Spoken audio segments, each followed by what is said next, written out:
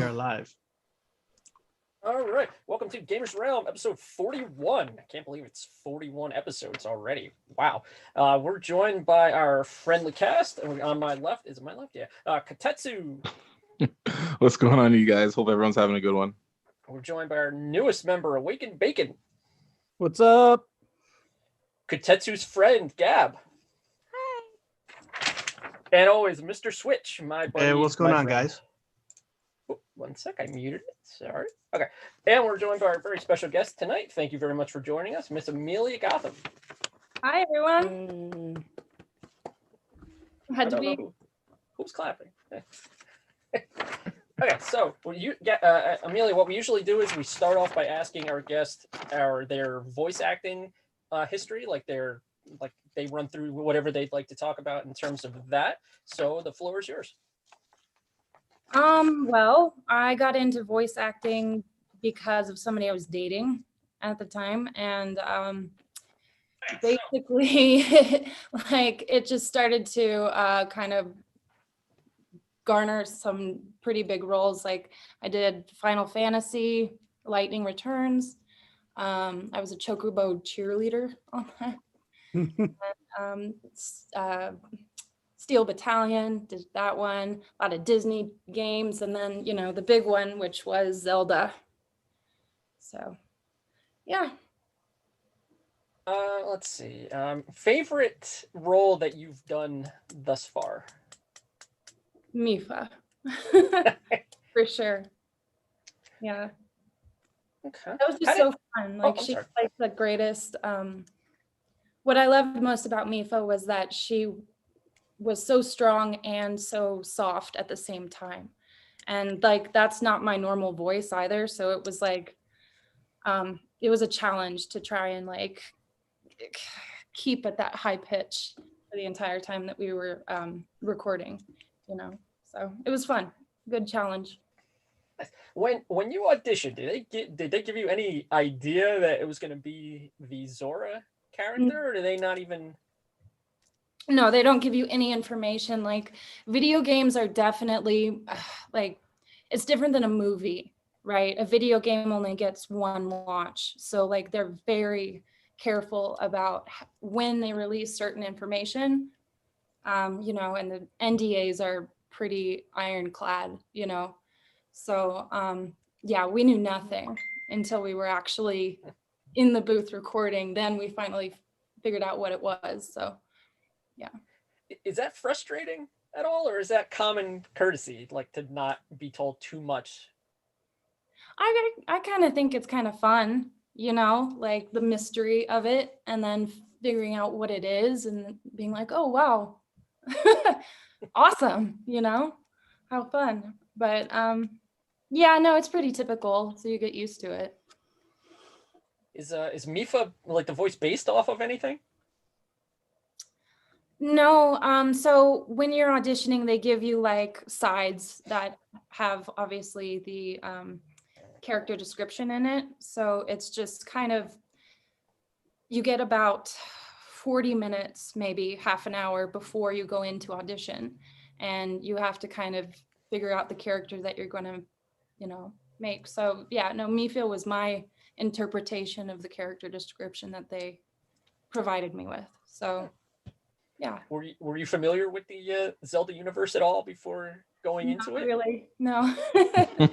I mean, I know like everybody knows Zelda, but I'm not like a video game person. I don't play or anything. So I had no idea how big it actually was and is, you know. I guess it's one of the oldest video games. Like it started in like the late 80s, so it's been going for a long time, and the fans have been waiting for one like that for a long time. Right. Yeah, I've heard some people talk about that, like how bad the beginning video games were and how they were waiting for something like this. So Nintendo did a great job, I think, about the story that they came up with, and you know, I love it. I watched the whole thing, all the cut scenes together like a movie, you know, so it's kind of cool to see it Awesome.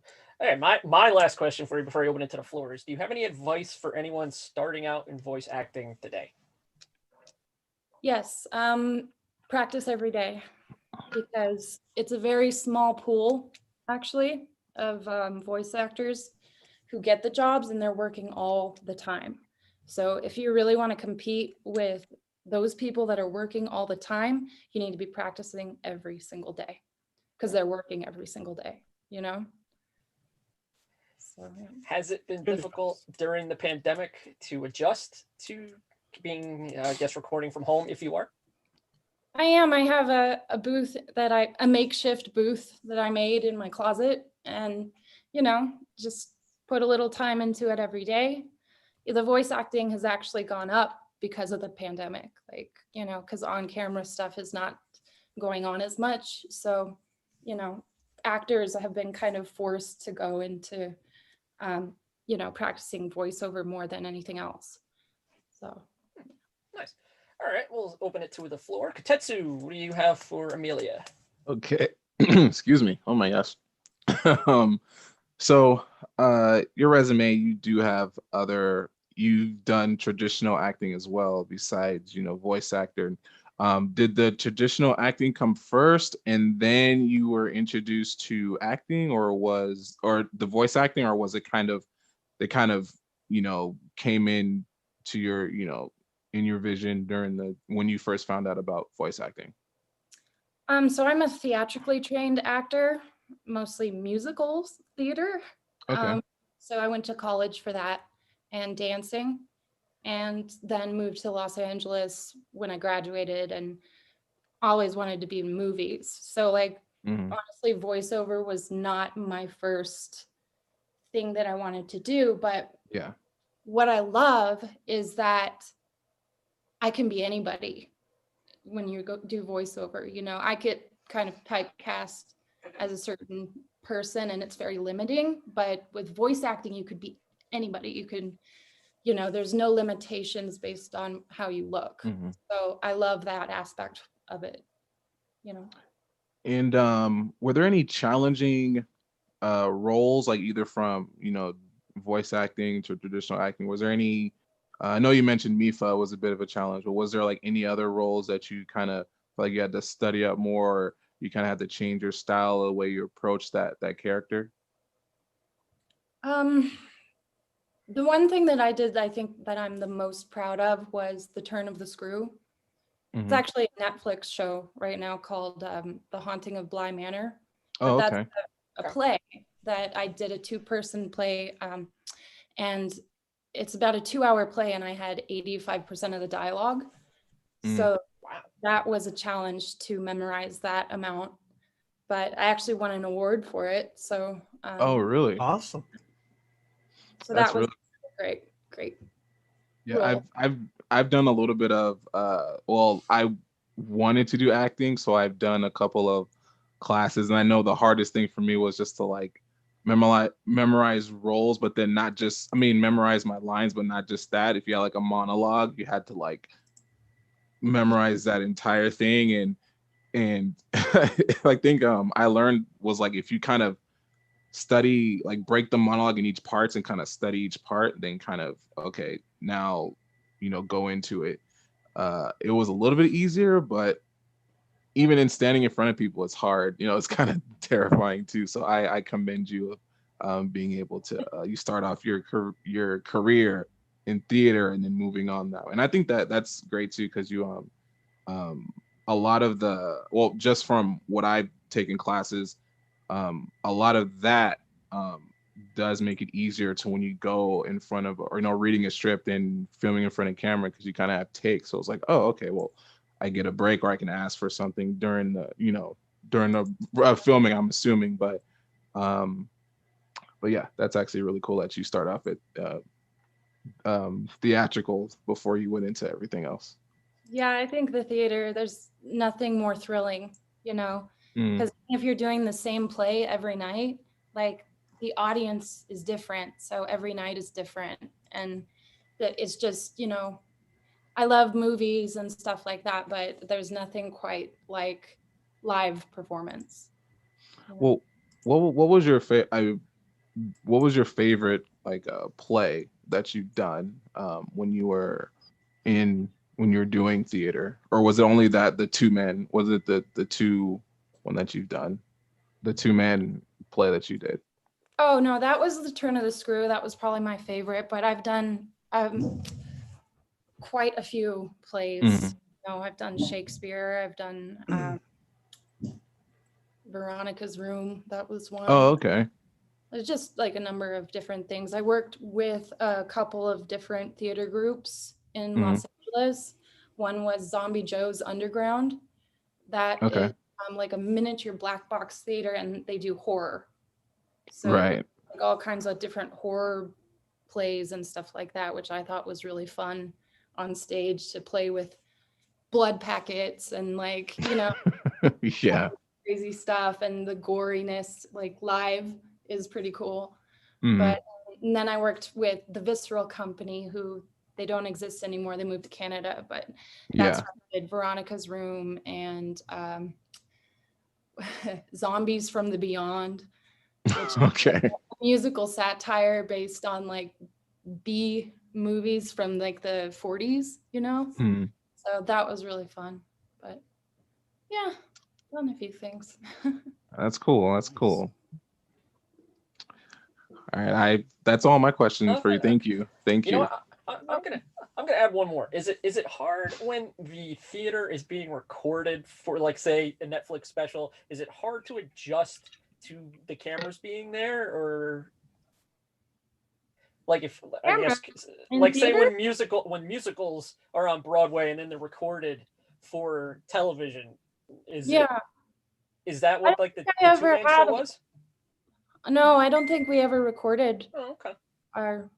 It never translates as well, you know. I don't think so either. but- Because you do miss that kind of authenticity when you're there. Then you're at home and you're kind of watching a recorded play, because you don't kind of feel the same, like I said, the authenticity and the energy that's there. And plus, like you said, every single night is different. So they may have caught a night that was like okay, but then the next night could have been like amazing or something. So Isn't there right. a streaming service now called Marquee that streams theater performances? I've never heard of it. Ever heard of that? yeah, me Me neither. neither. That's interesting. It's called Marquee. I've seen it advertised. I've never watched it. Probably pretty neat. I just don't think it translates as well, you know. I'm sure it doesn't. Yeah, probably not. Yeah, so I was doing a show before the pandemic hit called Cages in downtown LA, and that was a whole theatrical experience, like where the moment you walk in, you're in the world. Like, so the actors are wandering around, like interacting with people and stuff like that. But the pandemic shut everything down. Yeah. Everything. Everything. It can't leave our houses. Alrighty, Bacon, what do you got? Hey, Amelia. How's it going? You started your film career first in 2009 with, I believe it was called Zico, or Vico, I'm sorry. Yeah. VIKO. And then you went on and you've done several other indie horror movies that are actually really cool. Thanks. I love horror. I don't know why. I do too. I'm a big fan. I've been talking to these guys. I play a lot of horror games and stuff on my streams. It's kind of what, people know me for. But, The Binding, Theater, The Bizarre, I think Execution was one of them that you were in. Yeah. They were cool movies. Something that I watched recently that I didn't know existed was, first of all, let me ask you this. You were talking earlier about, you had Lightning Returns and then you went into the Zelda series, but you also have credits for Steel Battalion, Disney Adventure, and Let It Die previous to that. I did all the screaming. You did all the screaming? Really? What? Oh, wow. That's awesome. That's I awesome. love that game. Same. And my daughter actually got the Connect Disney Adventures game. She loved it back years ago. It's so weird. You actually walk through Disney World, Yeah. you know, with the Connect camera and you went on the rides and stuff like that. Very neat stuff. Yeah, I But- did all the little kid voices for that. Oh, that makes sense. That makes sense. Boy voice. It was super cute. But what was the experiences like, especially with Let It Die? What was your overall experience with doing that? You said you did all the screaming, so it was probably was it hard? Was it a strain on your voice? Were you like, oh, I'm tired of this? Yeah. Well, I mean, I am lucky I had the right voice training to know how to scream and still not like there was definitely after you do it for 2 hours, like you're hurting a lot. But there are ways to use your voice in a way that's not going to like hurt it as much, you know? Gotcha. So, Wow. but it was hard. It was fun. It's very cathartic to go in That- there and scream your ass off in the booth. You know? But That's probably really similar to the coaching you got. I actually saw a story about a lady, and she was an older lady, probably in her like 60s, and she started a career of teaching death metal vocalists how to sing that style without straining their voice. Wow. That's awesome. Whoa. And that's what she did. She had like a whole clientele of different death metal lead singers, and they would come to her and have her teach them how to do their thing without straining their voice. It was very cool. Uh, That's really cool. But something that I watched recently was Our Parents Lied from 2016, a short film. And that was really interesting. I don't think I got it completely, but I think if it was one of those movies like you played Marissa, and your character was really the highlight of the movie that I saw. I mean, if we're going to call it a movie, it was like 12 minutes long. yeah. But the acting in it was really good. The special effects were awesome. It was one of those movies that if they did give it an hour and a half, could probably tell a really good story. But again, your acting in that and your voice and that was so much different than, of course, how you're talking now, So watching the movie and wondering how the experience was, how did that come to be? And how did you come up with the character of Marissa? Were you directed or were you just allowed to do your own thing? So once again, they gave like a character description before I went into the audition. And I actually lit up a cigarette in the audition. And like, they loved that. They thought that was so, crazy because Marissa's like this really like down home girl that, is pretty tough. Yeah, And so- kind of the hard ass of the whole thing. It was really cool.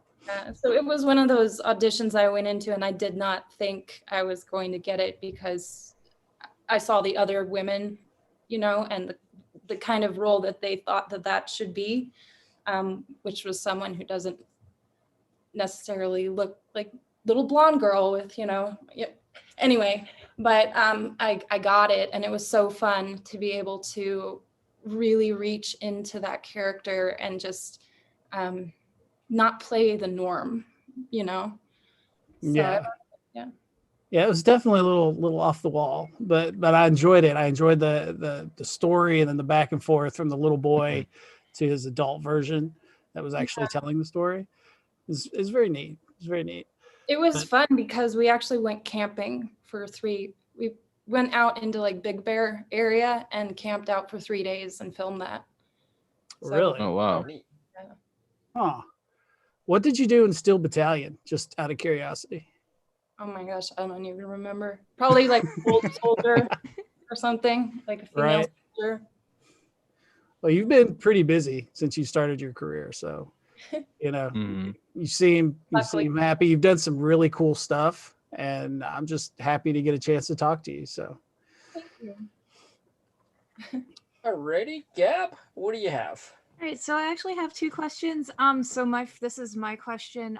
So I just I started voiceover training this past year. So I recorded my first demo reel. It should be coming out at the end of the year. I'm really excited.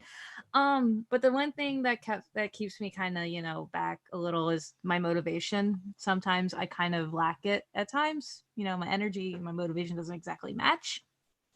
So how do you maintain that motivation even when your mental health isn't necessarily like on your side? So like what are some like advice or some like tips I could use as because I am going from a hobby voice actor into a more of a professional voiceover. Like I'm transitioning into a professional, hopefully. So Well, like I said in the beginning, you need to do it every day. You need to work that muscle because, the people that are really making it in this specific part of acting industry, they're working every single day.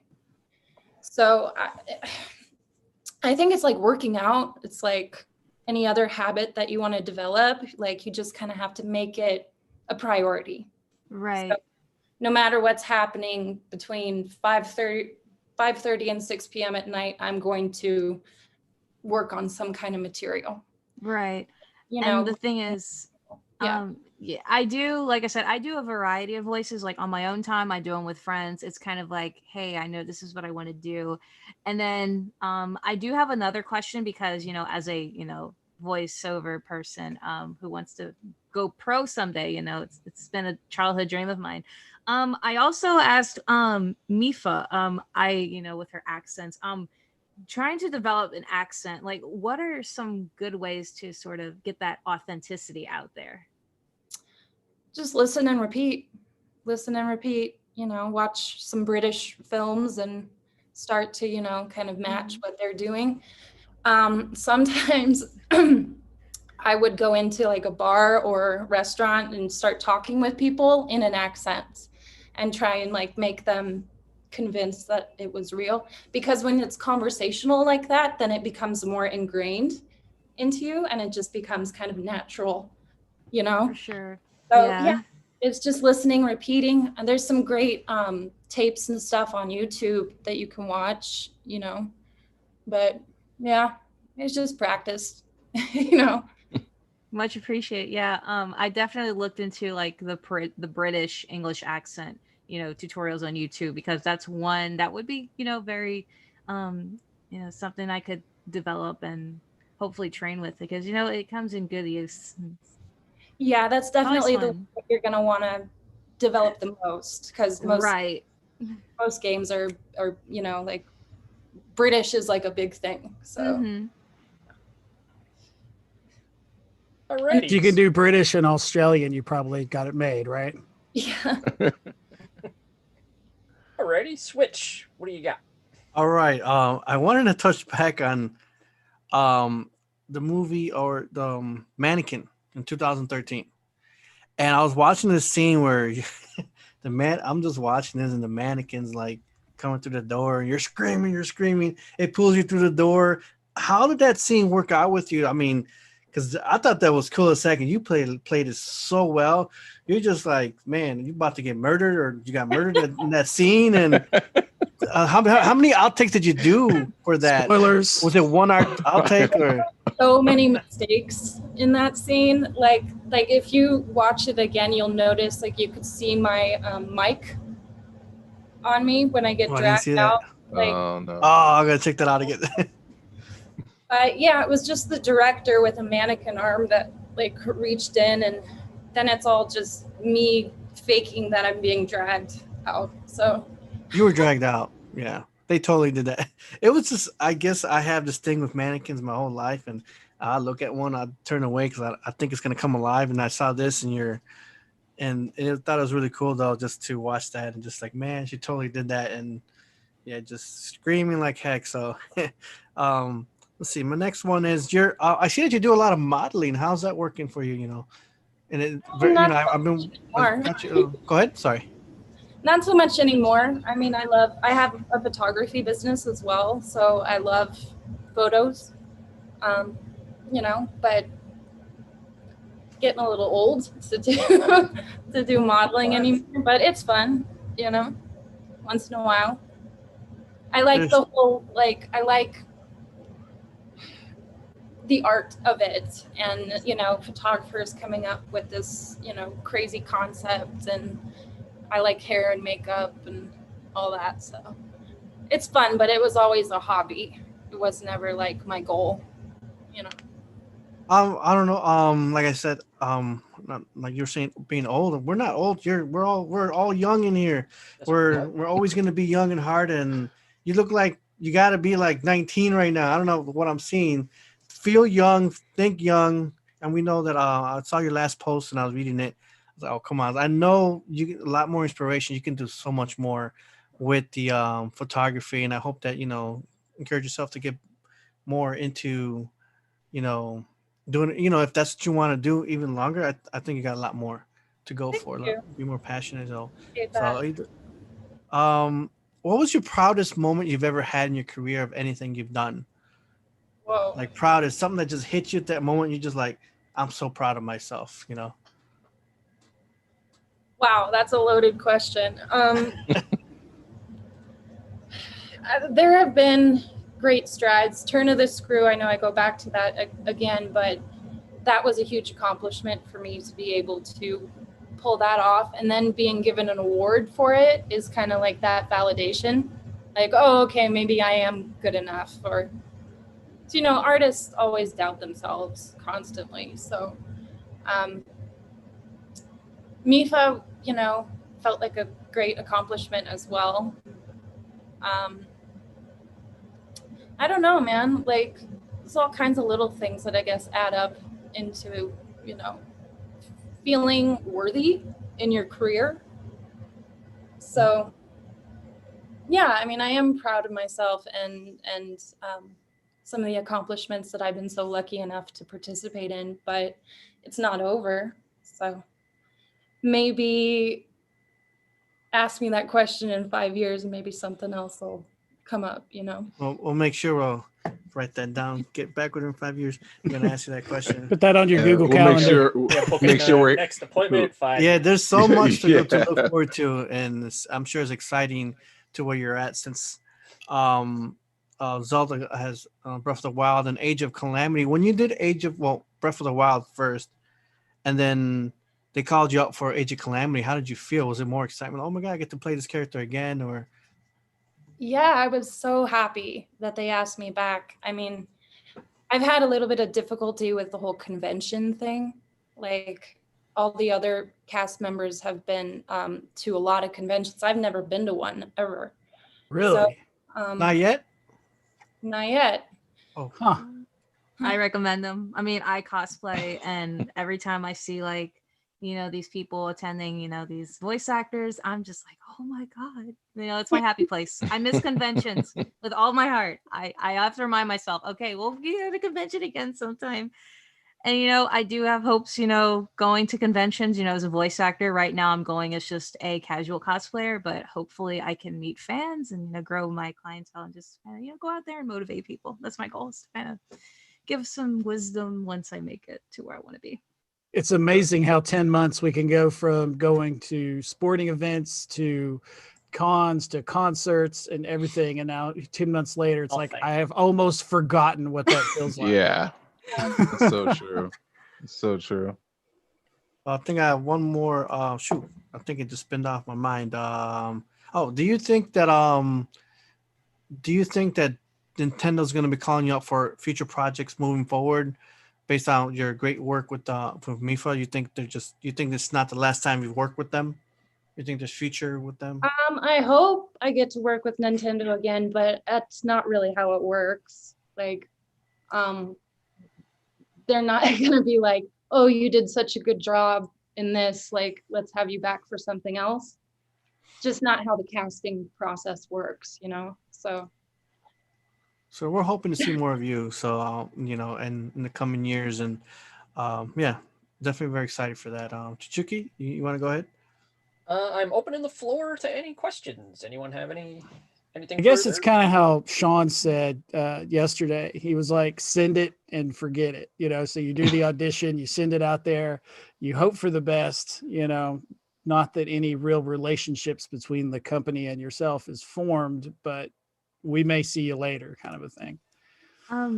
If you don't mind, a question just did pop up. So you mentioned having clients like Disney and then most recently, Nintendo. And I was wondering, when you build up your resume as a voiceover artist, like how do you manage to reach out, like with agencies? Would the agencies help reach out for you from Nintendo, or is it more of like your own personal research, or is it like a combination of both things? Like how does that communication work? So a lot of casting has to do with who you know. So, and voiceover is a very small pool. So getting on the inside can be difficult, but once you do get there, then, then you're good and you'll get some of the auditions. But yeah, you need a good agent for sure. Like it's very important. And then you can build it up. Like there's like voices123.com that has a lot of like, auditions and stuff just to like keep yourself in it constantly. But you get a good reel together, a really good demo reel that's professional, and then you just start sending them to agents. Right. And speaking of demo reels, I did, like I mentioned, I recorded my very first demo reel, my commercial and narration demo reel just last November, this past month. But I am hoping to do an animation video game or a dub demo reel in the future. Finding your producer, I know there's a bunch of variety. I'm actually seeking out my animation video game, producer for that. What are some ways I could just kind of market myself to them? Like, hi, my name is Gab. I want to, I would like to do a demo reel with you or sometime. Like, how would you present yourself? Like, and what's the best form of communication for that as well? Like email? Like to get into a recording studio? Is that what you're asking?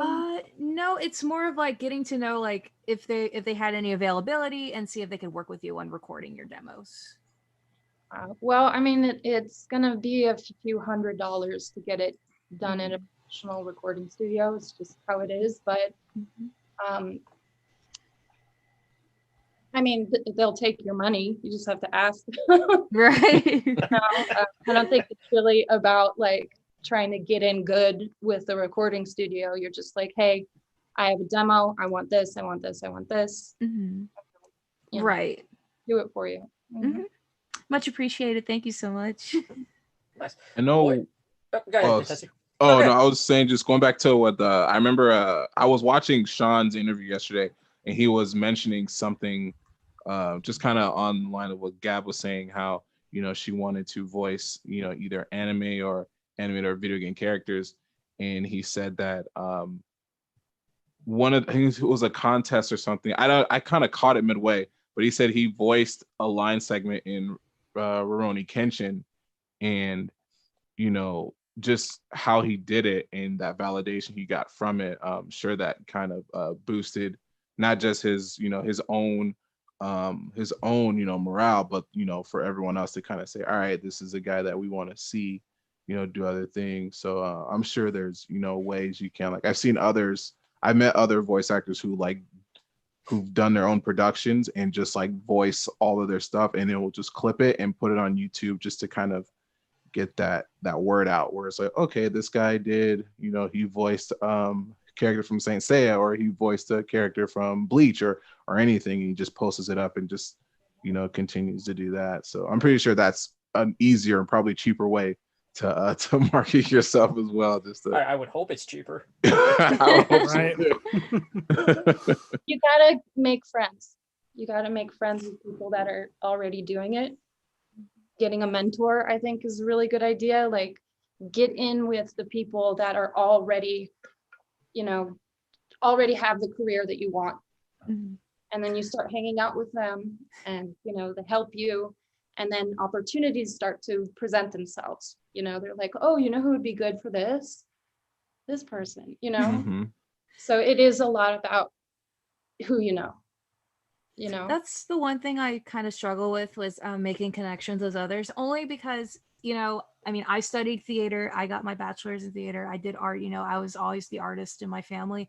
I lacked those connections only because I was literally like, if not the only, you know, person in my department who was vastly interested in voice acting. Like, for just about as long as I've lived, I've always wanted to do voiceover. So it's like meeting other people with, you know, like-minded, you know, aspirations. It's always a feeling of like, oh my gosh, I'm not alone. But because I haven't gotten those connections, I kind of, you know, I struggle with, you know, building those relationships. But once I get to know the person and once I get to build up that friendship with them or that bond, I do feel more confident in my abilities. And I would love to just, you know, like I said, as social as I can be, I do sometimes hold back because, you know, I am still kind of in the, you know, the beginning of my career, being that I just only recorded my first demo reel. So building those connections, what are some, like, you know, in terms of just general, you know, having a connection with somebody who does voiceovers, like the best way would be to, like, how would you describe your first connection with the voiceover professional? So I did a music video that was done by a director who also does voiceover. And we all hung out all the time. Like, I've been to Laura Bailey's house for Halloween parties, and, you know, like, people want to hire their friends. That's just how it is. Like, you know, so it doesn't really matter how good you are as much as it matters that people like you and that you're professional. Like, that's like the two most important things, that you're likable and you're a professional person, because a lot of people, especially in LA, are not very professional. So, you know, you already have a leg up if you can just do things like show up on time, and reach out, keep reaching out. Like, that's what I did with that director. I just, you know, hey, checking in, just wanted to say thanks again for the video. It was really nice to meet you, you know, like, oh, by the way, there's this party happening, so let's all go, you know, it just, it's something you have to, like, keep building upon. But, you know, if you can just keep letting them know you exist, keep letting them know that you're, you know, wanting to do this, eventually a project is going to present itself to you that's going to get your foot in the door. And then it kind of like snowballs from there. For sure. With this pandemic, it has not been easy for me to just reach out and just be like, hi, I'm a voice actor. You know, for me, it's more of like, I'm from, you know, New Orleans doesn't really have a lot of too many opportunities, not as much as LA or New York. I do someday hope to, you know, reach out and, you know, venture out there and see what it's like to get that experience. Because, you know, this past month was the first time I walked into a recording studio, and it was like the best feeling, you know, despite being a part of a pandemic. I had a wonderful experience, and I was like, oh my gosh, I wish this didn't end. You know, this is like what I want to do for the rest of my life. It's, you know, when it's happening, you're just like, oh my God, it's kind of surreal. So it's something I want to keep going on with. But for right now, because of this pandemic, I have to sort of figure out my priorities and just where to go with life. Because again, I want to start out slow and steady, but not, you know, to a point where I'm so overwhelmed, because I do work part-time. I do, you know, I have life outside of voiceover, and but it is a realistic aspiration I do hope to go for, you know, professionally. That's wonderful. You just got to stay consistent, you know, get into a routine of making it part of your life. And then you'll be surprised. Like, you'll be like, wow, I'm so much better than I was last month. Like, the little nuances of why someone chooses a certain audition over another one, like, you start to recognize them. The nuance, that's the most important thing. And that's just practice, you know, so you'll get there. Yeah, thank you so much. I really do. I really do appreciate your feedback. It means a lot to me. I'm taking everything to heart, and, you know, just speaking with you has been a real honor. So. Oh,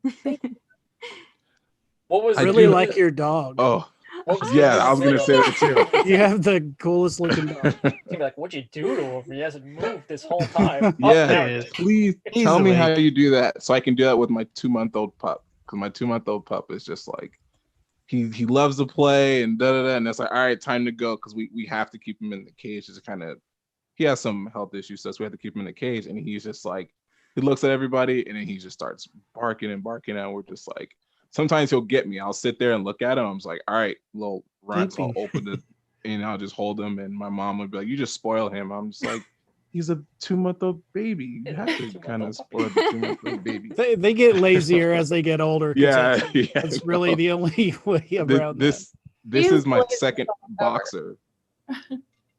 Oh, boxers. Well, boxers yeah. are kind of hyper anyway.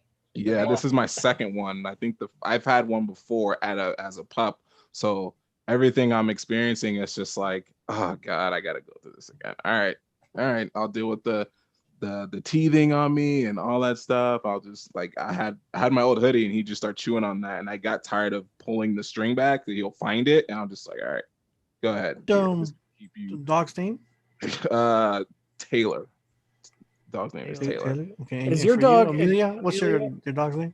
Darby. Darby. Is he a Labradoodle or a poodle? Golden Doodle? A what? Excuse me? Cocker Spaniel. Poodle. Cockerdoodle. Oh, okay. Doodle. Okay. That's so cute. We recently dog sat a Golden Doodle. Oh, I love them. They're so good. it's great, and he doesn't shed. I know. Awesome. It's like the Yeah. best Oh, part. I must be both nice. my dogs shed like Yeah, my dog crazy. sheds like nobody's business. Oh my God. I'm so jealous. So I did have a question, Amelia. Is there a character, like, moving forward, like is there like I know you're not as in tune with video game characters, or I'm not sure if an anime or an animation or whatever, but has there been like a character that you kind of stumbled upon and you just kind of said, huh, this will be kind of interesting to play one day? Has there been like any roles or any characters like that you saw that you kind of catch your eye, you wanted to play if the opportunity was given?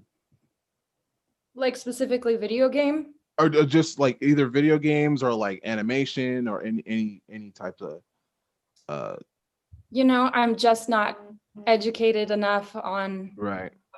that, stuff. So, I don't know. I don't know. No, it's okay. You're not a gamer at all? You don't play games? Video No. games? You did a video. Hedgehog when I was a kid. Oh yeah, Okay. Sonic the Hedgehog, man. So that's a start. That's yeah. good stuff We'll right give you there. we'll give you the props for that one. Sonic the Hedgehog is an awesome character. You did a video that I ran across. I believe it was called Adventures in Self Photography. Oh, And yeah. you were Self-tape. doing like a waitress thing, offering somebody juice, and each time was a very kind of in a way that normally you wouldn't see an actress present a waitress giving juice, and you kind of like had fun with it, and you were like in the middle of it, and it was hilarious. I laughed. I LOL'd. What was all that about? That was my first self-tape audition in 8 months. So I just I was messing up the whole time, and I couldn't get the words out of my mouth, and I just ended up taking all the outtakes and making it into a video. Well, it was hilarious. I mean, you were great at it. You did it really good, but just the way it was presented, and from what I saw, it really seemed like you were having fun, and I thought it was really funny. So Thank it you. was a good idea. It's a good idea to do that. I have a question. Your favorite horror movie of all time? The Shining. Shining. Oh. Hmm. Shining. What did you think of Dr. Sleep?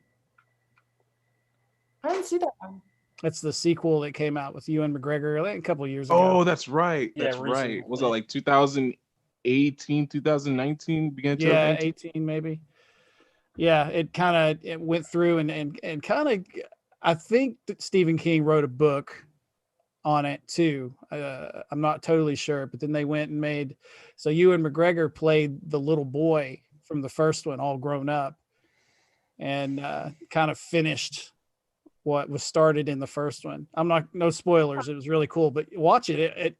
I didn't really want to see it. I was like, whatever. But then I came across it and watched it. It was really, really good. Wow, I'll have to check that out because I love that whole story. The Yeah, book was better, but yeah, it was. But with as far as the movies go, that was a good one.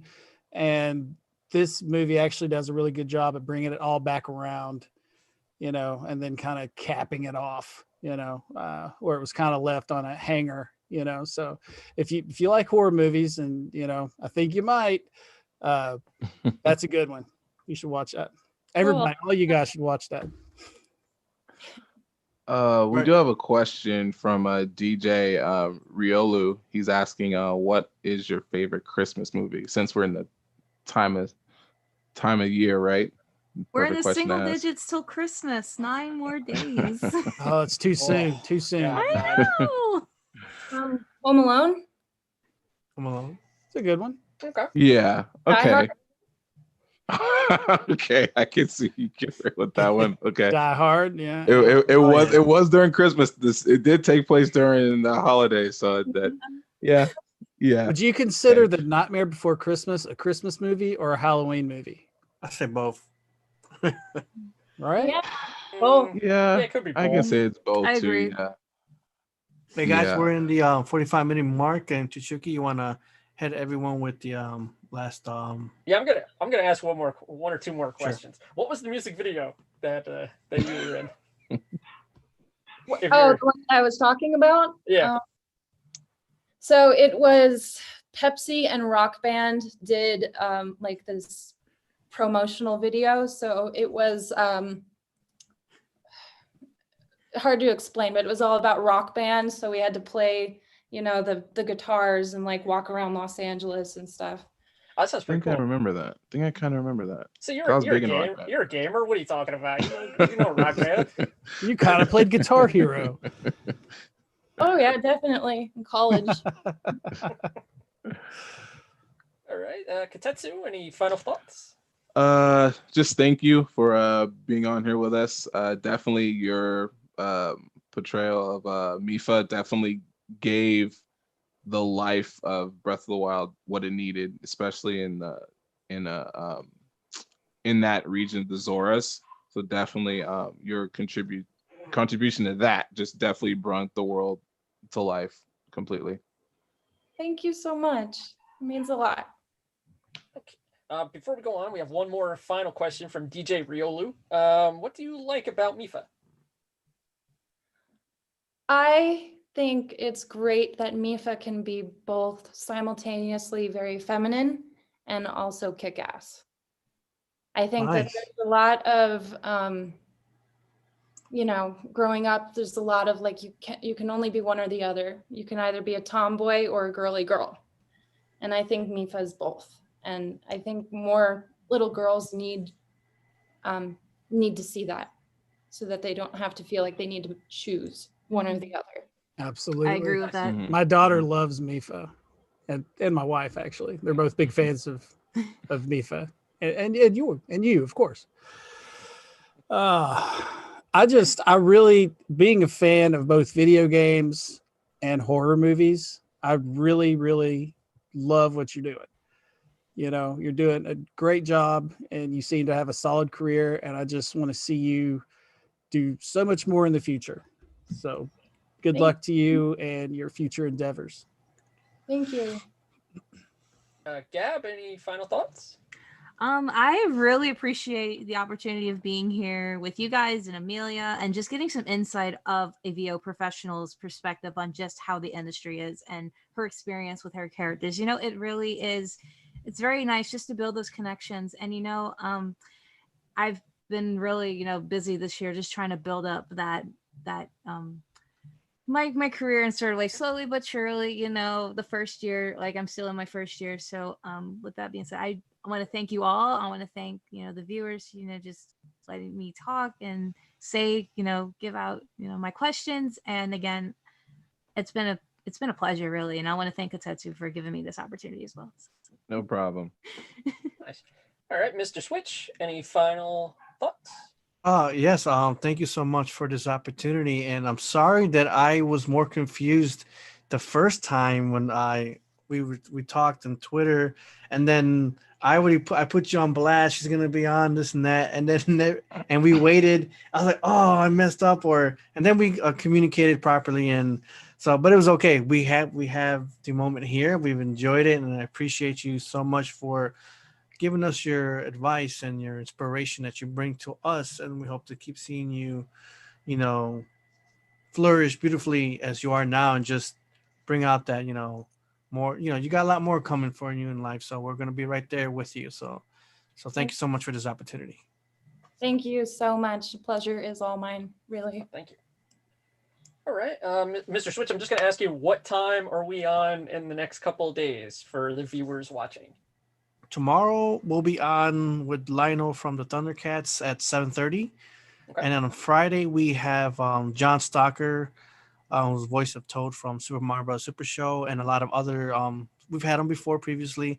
He'll be on Friday for our kind of holiday special. That will be at 7. So again, Okay. Thursday 7:30, Friday 7, and the rest of the year we're taking 2 weeks off, and Oh, yeah. we've had a crazy last 3 months of just constant. All of a sudden we got into this voice acting stuff, and it's awesome. It's just from April we started this podcast to it's turning cool. And again, with great people such as Amelia and we had Sean and everyone else. So, and then you guys too. I think all you guys too. Awake, and thank you, Gab, for being here. Kutetsu, Chichuki, and all the other crew, and it's been great. So thank you guys. Thank you, everyone. Thank you again, and I hope all of y'all have a happy holidays, a happy new year, and best wishes in all of your endeavors. And like I said, I will be keep in touch with Katetsu and Watching just you. about everything. You got a future ahead of yourself too, as well. Don't you We're forget that. keeping our eye on your career too. Thank you. Amelia, thank you so much. Yes, thank you, Amelia, for Chichuki. coming by. I want to thank Amelia for stopping by and giving us, letting her pick on her brain for a little bit. I want to thank the viewers for watching, and we'll be back tomorrow for some more fun. More stuff. It's great. Yeah, see stuff. We like stuff.